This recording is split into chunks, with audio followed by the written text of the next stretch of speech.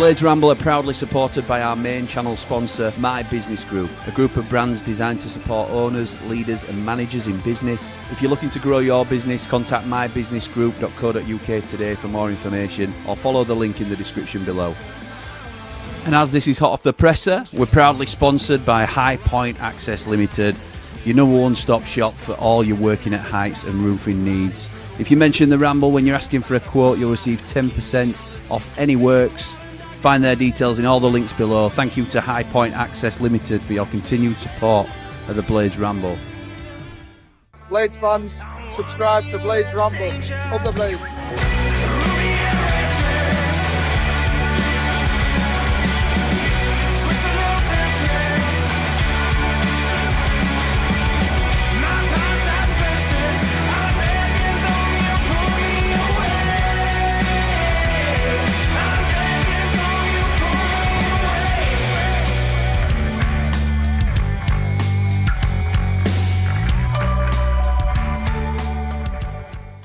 What is happening, Blades? And welcome back to the Blades Ramble. I am, of course, Jimmy, and this is hot off the presser. Now, this press conference was odd in more than one way. It started with no sound. That was a Sheffield United issue, I'm pretty sure. I've seen comments in the Platinum chat that says we couldn't get any sound for the first bit. So we don't even get to know about the details about Michael Cooper. I didn't hear any questions asked about QPR, which is odd because it's a pre-match QPR thing. So I don't know if I've missed that or if that's just been something. My transcript thing wasn't working till about halfway through. So I've gone rogue and started scratching notes down again. I've also, because I wanted to turn it round quickly, I've not checked the AI transcript. And I'm just going to, well... I'm going to use this phrase that my daughter used the other day. So this is a bit TMI, but I'm going to tell you anyway because we're all friends here. I slept in a t-shirt the other night, and normally I don't. I've obviously got boxers on, but normally I don't. And Sophie came in and she went, "Oh, you slept in a t-shirt, Daddy? It's nice to see you not raw dogging it for a change." Raw dogging it?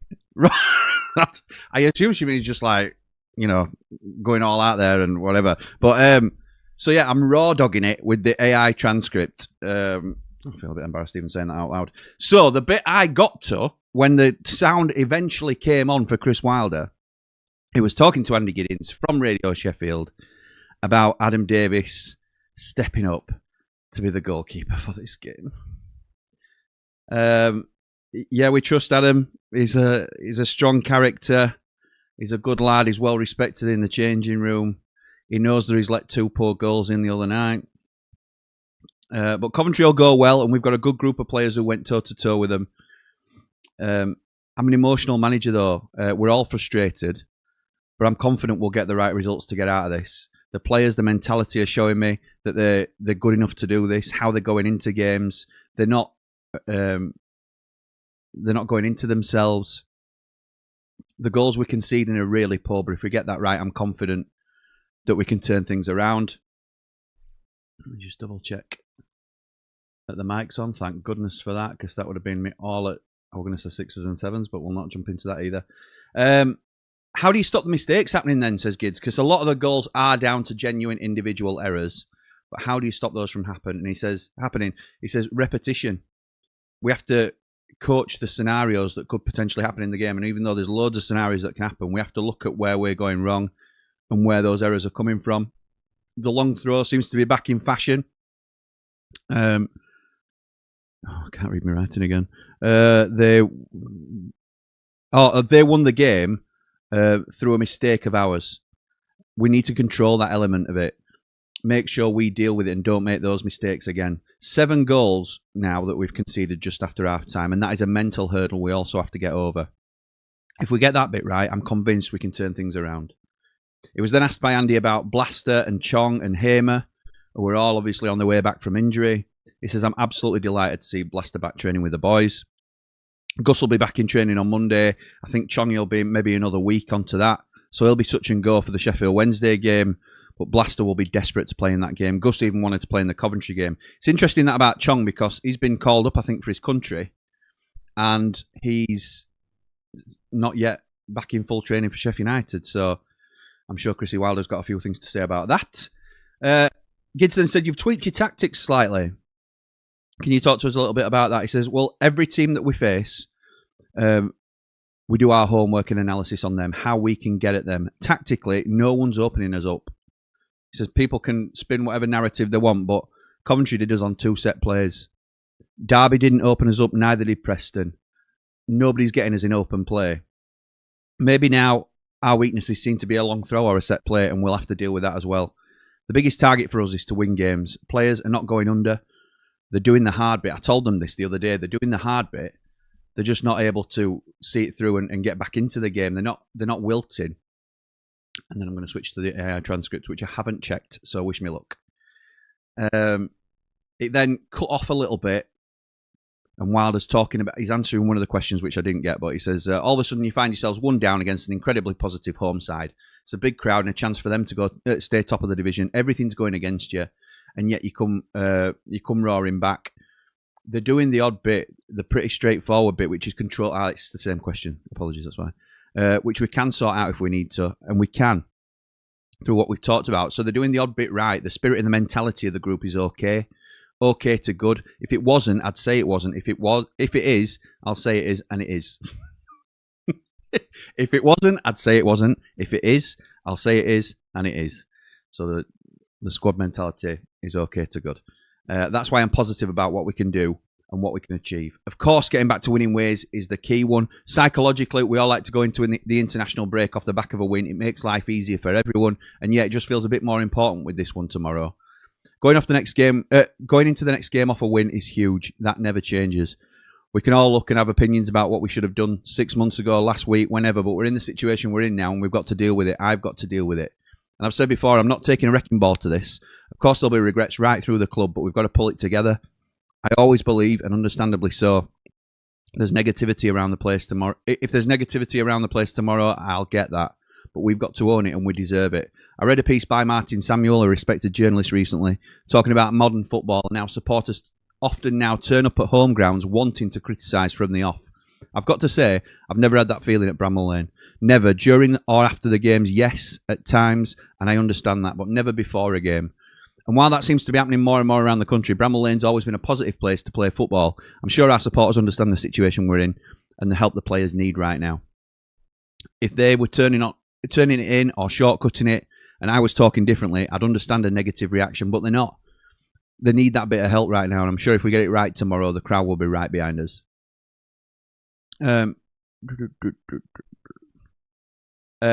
He's then asked, the mistakes are obviously not ideal, but to turn it around a little bit, does it give you encouragement that the solution is in your own hands? He says that's exactly it. It's pretty simple. I'm not looking at formations. I'm not looking for magic fixes. There'll always be tweaks. Players play their way into games, play their way out.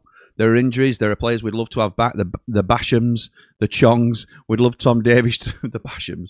I'm not sure that was right. We'd love Tom Davies to be fully fit and able to start games. We'd love others to be in a better physical condition, but we're having to deal with what we've got. Of course, we'd love to turn the clock back to the start of the season and have another go, but that's not reality. We've got to deal with where we are. It's pretty simple from my point of view. The mistakes are costing us vital points, so we've got to erase them. You can only do that through mentality, repetition, and hard work. We've worked hard over the last few days, and we'll keep doing that through the international break. There'll be no trips abroad, no time off. Time is precious. There's no magic wand, just work, recognition, realisation, hard graft. And I think everyone recognises what's happening. Nobody says we're being overrun. Even you guys aren't saying that. We've gone toe-to-toe with the best team in the division. There'll always be people outside who get emotional or lazy about the analysis. I can't control that. What I can do is give my honest view. We're conceding sore and poor goals. That's not us. It wasn't last season when we had the 5th best defensive record in Europe. We wouldn't have had that if we defended like we are now. So we have to work at it and keep nudging other bits forward too. Just in terms of your messaging to the players, do you have to temper it in situations like this? Maybe when you'd usually go harder on them, do you pull it back a little bit? He says, yeah, it's a balancing act. I think they understand me now. They know I'm not a soft touch. If something needs saying, it'll be said. But I'm also a supporter of these players. I'm a supporter of everyone who pulls on a red and white shirt. I'm a fan. Whether I sign them or someone else sign them, they're Sheffield United players. As long as they give 100%, I can work with that. I said it before the game on Tuesday night. Give me 100% and we can work our way through this. I'm not happy about results. I'm not happy about walking off Tuesday night saying, well, we're all right. I'm emotional. I'm an emotional manager. We're all emotionally invested in this football club. But sometimes you've got to stay calm and recognise what the problems are and figure out how to fix them. If that means changing the personnel, then maybe I change one or two. But I'm a fan of this football club, a massive fan, and a fan of the players, as long as they give everything. There have been players here in the past who didn't, who dipped a toe in and didn't give everything. I don't think many of them played under me because I wouldn't have picked them. But these lads are giving me everything. They're giving each other everything. We've just got to work out our way through this period. So as a manager and a coaching staff, is this the time to really double down, to focus on what you believe in? Because there'll always be people saying, change this, change that. He says, exactly. People love to say, smash it up, take a wrecking ball to it. But that's not me. And it's not what Frank Lampard would say. It's not what Paul Eckenbottom or John Eustace would say about playing our side. They'll look at those games fairly, as I do, and see we've given the opposition a helping hand in all three. They're doing the right things, winning games. We're not, and that's on us. There's people I listen to, people who know the game. Our supporters are knowledgeable too. There's always a group who aren't. There is in every club. I think he told me earlier he meant Man Mountain. But by and large, they see it. We all recognise it. Silly mistakes are costing us. We cut them out. We start winning games. Reporter says, you touched on Tom Davies. We've seen glimpses of him. How far away is he from being able to start regularly? He says, we've got a decision to make tomorrow because he's close. But again, we're having to make physical substitutions, which isn't ideal. It makes my job harder, but that's the situation we're in, and I've got to deal with it. Is the solution basically hard running, getting that working during the international break? He says, yeah, pretty much. It'll be a tough 2 weeks. We've got no time to waste. We're not in a position where we were last season, where players earned the right to go away, relax and reset. We've lost 43 days of pre-season. We lost the first month, maybe 6 weeks of the season, trying to turn it around. So yeah, we snookered a bit on that front. No time to waste. We're working tirelessly, coaching staff, players, trying to get the balance right. They've got to be fresh for Saturday. But there'll be meetings, video clips, analysis, unit sessions, one-to-ones. They're getting bombarded because we can't waste a day. Adam Davis then says, this is Danny Hall now. The life of a backup keeper can be strange at times. But this is what you train for, isn't it? This is what he's training with Dukey for during Monday to Friday during the week. He says, yeah, exactly. He's a good goalkeeper. He's with the national team. He goes away with them. And sometimes a situation like this just happens. It's unfortunate. He'll be disappointed, but he's got character and experience. He's a strong lad, a good pro, and has come through this like all of us. It's tough being a number two to someone who's been really good for us. But these are the moments that show what you're about. Quality, ability, character, and experience. We worked hard to get Michael back fit. But then in the final minutes before the second half, we realised he couldn't continue. So suddenly Adam's got to jump in and hit the ground running. Pause. I disagree with this. If you're a backup goalkeeper and you see the number one going down injured, you know there's a chance that you can play. So that's when you start getting yourself switched on. I'm going to be playing here. And if it doesn't happen, it doesn't happen. But you can't just say, oh, well, we worked all the way through half-time to try and get Michael to stay on. And then 2 minutes to go, Adam Davis had to switch on and realise who were playing. Well, no, because as soon as Coops is injured, Davis or Davo should be switched on to chances are I'm playing here, so I need to get in the zone right now. And he should be anyway as a backup keeper. It's hard. I appreciate it's harder than most because you never bring on a sub keeper unless there's an injury or a card. But yeah, you should be as ready as you can, certainly when you see the number one going down injured. Usually when something unfortunate happens to a goalkeeper, it ends up in the back of the net, and that's what happened. But there's no hiding place. He's a strong, likeable, experienced pro. He starts tomorrow, and I've got no problem with that. That's why he's part of the goalkeeping group. Adam Davis starts in goal tomorrow. I'm going to ask about City. He's on 4 bookings with the big game after the break. You won't be changing anything there then? He says, no, he's been on 4 bookings for the last 3 games. I've got to say, people have been asking me about City before. I don't know if it were you, Danny, but whether he needed to come out of the side. For a young player, what you can't question about him is his character. From the academy level through to the first team, he's always had that. Yes, he's made a mistake last Saturday. There's no hiding place for him. But I honestly think that's a mistake he'll never make again in his career. He'll have that moment in his head forever. 3:50 p.m. or whatever it was. It were a big game just after half-time at home, and it'll stick with him. The way he got on the ball after that, tried to drive his team forward, that tells you everything. He's in there with young players, no senior beside him. Gyro was still trying to get up to speed. No Tom Davis, no Vinny, no experienced Ed next to him. It's a second championship season. He's got exposed earlier in the season and took some flack for it. But opinions change quickly. He's with the England under-21s. That doesn't happen by accident. There's real competition there. He's a big player for us. And I'll say this, his attitude after the mistake was spot on. Plenty of players would have gone under. We were 2-0 down. Could have been 3, but he didn't. I don't think he ever will because of his character. He might make another mistake. Young players do, but he'll always come roaring back. I have to just comment on this. There's one more question to go, but I have to just comment on this. He's absolutely right about Sidney Peck. I'm split on this answer because I don't think anybody's ever questioned his mentality. I don't think anybody's questioned his character.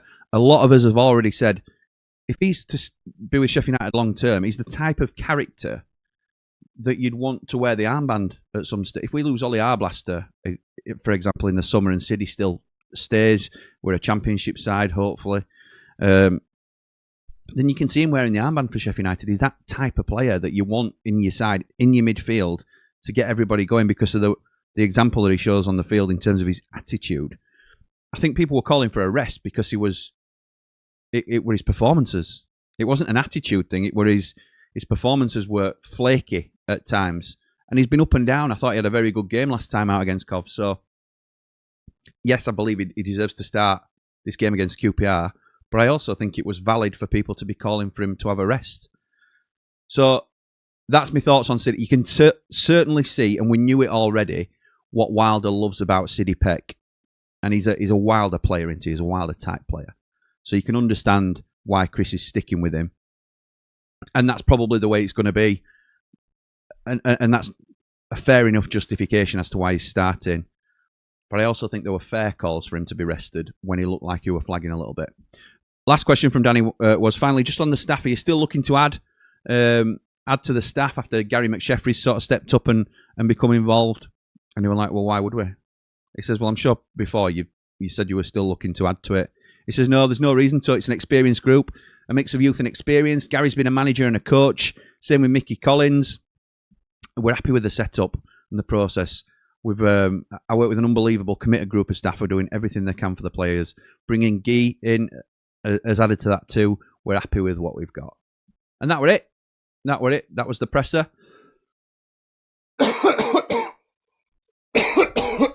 Oh, excuse me. So, what did you think to it? I'm okay with it. I don't think much has changed. I don't know whether it depends on what side of bed I get out of on a morning in terms of how I deal with these pressers at the moment. He was defending his players. He was, but also with a veiled sort of, they have to step up now, which has been a pattern over the past several press conferences, and it is getting repetitive. But what else can he do? What else can he do? He's banging his head against a brick wall to a degree because these individual errors, there's not an awful lot he can do to negate that. And I'm not saying he is Teflon. He's not, adverse to any blame at all. He's the manager and will ultimately take the final blame because he's expected to get a tune out of these good players for the level, and it's not happening at the moment. But it does feel like a bit of a perfect storm where everything is going wrong in certain aspects. And I do think it's a matter of time before we start to turn a corner. I'm confident that we stay up. I'm confident. And just to say that is concerning. It's not good enough for where we expected to be, where we wanted to be. And it's okay to expect a lot from your team. We never take the mickey out of the division. We respect the division. But we are still with the fourth biggest budget, you have an expectation about your team, and it's certainly not second bottom. So that's not an arrogance from a Sheffield United fan. That's where we should be in the balance of play. People often say, and I agree with it really, usually, depending on where your budget is where you'll end up finishing. So the teams with the highest budget often finish towards the top, and the teams with the lowest budget often finish towards the bottom. You do get anomalies every season, but that's usually what happens. Coventry are defying the odds, doing brilliant this season. But yeah, that's where we are. So I'm going to jump into your comments, see what you guys are saying. Beast Boy says, starting to sound like a broken record, but this game is a must-win. That's fair, and it is a must-win. Benny needs to get off that right and wouldn't be against putting Chris on, as in Nchukwu, not Wilder. And I would rather see what we have in Faxon than stay with the rubbish we have in Davis. We are going with Adam Davis, and I'm going to make a plea that we all optimistically go with Adam Davis. And it's like everybody's entitled to their own opinion, but you'll do yourself no favours if you automatically feel down in the dumps about Adam Davis. He's a Sheffield United player, and we support him. And obviously, we hope that he puts in a performance. It's not the same level as Michael Cooper. There's no getting around it. Nobody's pleased at the situation, and it's a concern that we've got. But we have to. If he makes a save, it'd be brilliant for the crowd to really get behind him. On tomorrow afternoon, because he'll need that support from us. He will be feeling the heat, particularly after making a mistake after just coming on. It's a big, big game for Adam Davis, this. Louis says, morning, pal. I got what I wanted from that presser. Composure, confidence, reassurance. I thought the message was a positive one and delivered with the right tone. Yeah, I think that's fair. If you take it as an isolated press conference, I think it was just what it needed to be. The concern is that it's becoming a similar pattern, isn't it? But, he's not digging anybody out. He's protecting his players, which is fine. Nobody got named individually. Again, we missed a chunk of the press conference, not just the first 10 minutes or so, because the sound was off. But so we don't know if there's any pertinent questions that got asked there.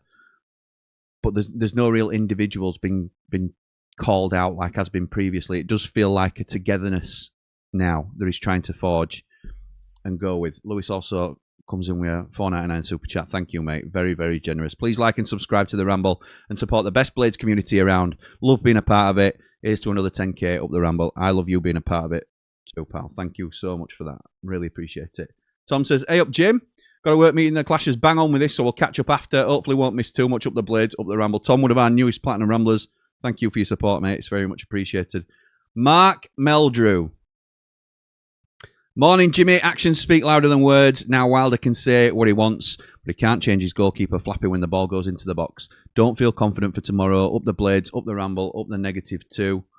If I see Ogbenny on the team sheet at 1:45, I'm stopping in the pub.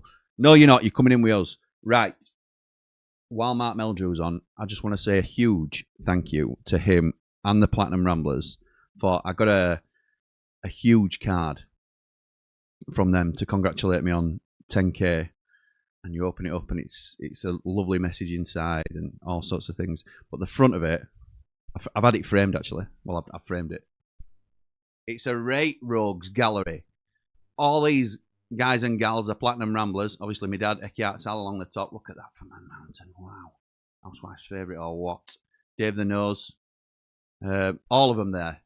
All of them. Well, not all of them. Obviously, there's a lot more Platinum Ramblers than that. But people who you will likely recognise. I think all these people in some way have contributed on screen at some stage. So thank you to them all. And thank you to all everybody that supports the channel. But thank you for that, Mark. That were a really nice gesture. Mark and Lewis, I believe, who came together to sort that out for us. Really appreciate it. Ray says, morning, Jimmy. Morning, all. Yes, I agree. Give the jersey to Faxon. Couldn't be any worse. And drop Ogbenny. He's like Barry. Contributes very little. Up the Blades. Up the Ramble. Like and subscribe. Big Tony says, nah, them Blades. QPR are not pulling up no trees at the minute. So could be what we need. A 2-0 Blades. Let's have it. Up the realistic Blade. 2-0. I don't mind that. I think I went for 2-1. They've got a couple of really pacey, powerful players. So we do have to watch out because pace and power is not what we've got in the back line, is it? So we'll see. But I'm confident. I'm confident for tomorrow. And will it be a 90 after 90? Or will it be the debut of the after party? That's what we have to work out. That's because if it's a win, if it's a home win, we do the after party and we push 90 after 90 back to the following day. If it's not a home win, we won't be doing the after party. We'll be coming back doing 90 after 90 as per around 7 o'clock. So we'll see. Their speedy wingers could be our undoing though. Our defence, sorry to say, is suspect, says Ray. I agree with you, pal. It's not nice to say, is it? But I think it's true. Got to sort how we react after half time. I've just seen another comment that's made me laugh. Got to sort how we react after half time because we can't react well to going behind, but ultimately doesn't matter if we walk away with note. Massive 3 points tomorrow, and please stop playing with wingers we frankly don't have, says Jack. Lewis says this was the one I laughed at. Let's hope the Blades raw dog it tomorrow. Love that. Raw dog performance tomorrow. That's Sophie Smith that says that. Not to do with me. Josh says, starting to lose hope, sadly. Let's just hope we can build for the future in Jan and not desperately spend all our money on short-term hopes of promotion this season.